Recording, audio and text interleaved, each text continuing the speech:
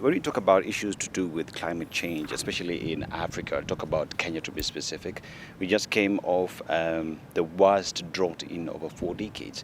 That means people lost their pasture, there was no food, food insecurity was a problem. Then came floods, people are washed away, food was washed away as well.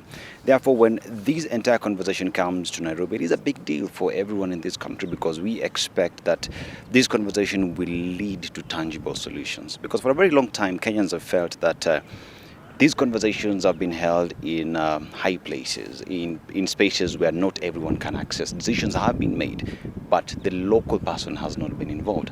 Therefore, as UNEA-6 comes here and goes into having these discussions with all heads of states who will be coming here, representatives, stakeholders. How do we then even make sure when you talk about just transition, how is this going to benefit the local person? Because when you talk about just transitions with effect to fighting climate change and just improving the environment, that means getting off fossil fuel. But do we have the infrastructure in Kenya, in Africa, to go green and e-mobility? We don't. Therefore, what will be the conversation at UNEA-6 to address this challenge? That notwithstanding as well has been the challenge that the agreements, the letters that have been signed, the agreements only remain being on paper.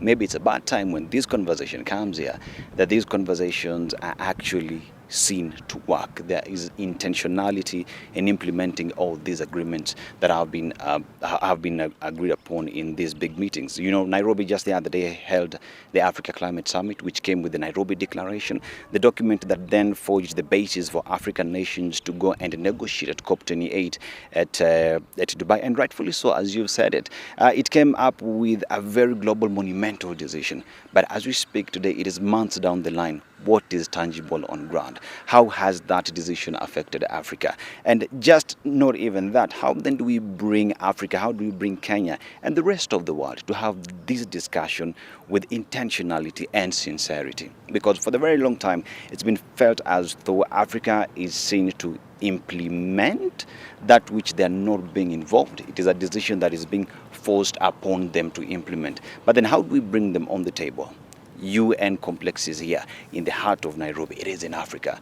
Then how important will be that decision that will be arrived at involve the common Kenyan? We call them common person here, so that these decisions touch them. We see intentional implementations of these decisions. Else, we just hope it is not another talk,